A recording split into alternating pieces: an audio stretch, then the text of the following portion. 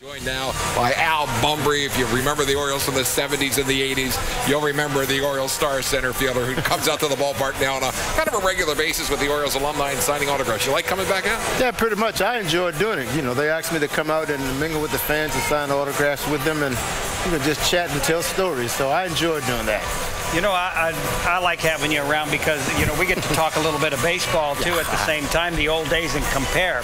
And one of the guys I think now that's kind of doing productive-wise what you used to do is Nick Markakis. He's not what you used to be. I mean, I know that you had the speed. You guys both had good batting averages. You always had a lot of hits, one of the top guys in the league in getting hits. And Nick Markakis is now on the verge of a 19-game hitting streak. But he didn't have your speed. How important in your mind is it for have a leadoff hitter that can steal bases? Well, I think it depends on, the manager and how he wants to approach the ball game. With Earl, he wanted me to get on base and steal second base and then let the big guys drive me in. But I think to Nick's credit, I think he realizes the responsibility of what Buck expects from that spot that he's batting in the lineup, which means he hits the ball to the left, he hits the ball to the center, he hits the ball, to right field, and he gets on base. He takes his walks, he gets on bases. So the only thing, that's missing from the leadoff position that you might expect is the stolen bases. But other than that, he's done a tremendous job. Let me ask you this about both of your two World Series teams. 79, Pittsburgh Pirates, you lost to them. 83, you win the World Series. We don't talk about 79. No, I know, but I got to establish it. But establish it. What was it like, 83, winning it all for you in your career? Well, I think it was redemption for us in that we lost in 79 and we felt we should have won. Right. And being ahead like we were, it was a big-time blow for us, which is hard to measure, but we knew it was there. So when we had the opportunity in 83, we just said we're not going to let that happen again.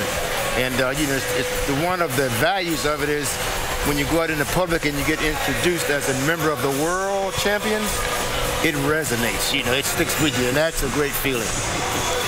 Another guy, Adam Jones is a guy who's followed in your footsteps, too, at the same time, and often people refer to him as one of the best Orioles center fielders. And, Paul Blair was a great center fielder, and you were a great center fielder at the same time. But, what were the differences of playing at Memorial Stadium and what you see how these outfielders have to play here at Camden Yard?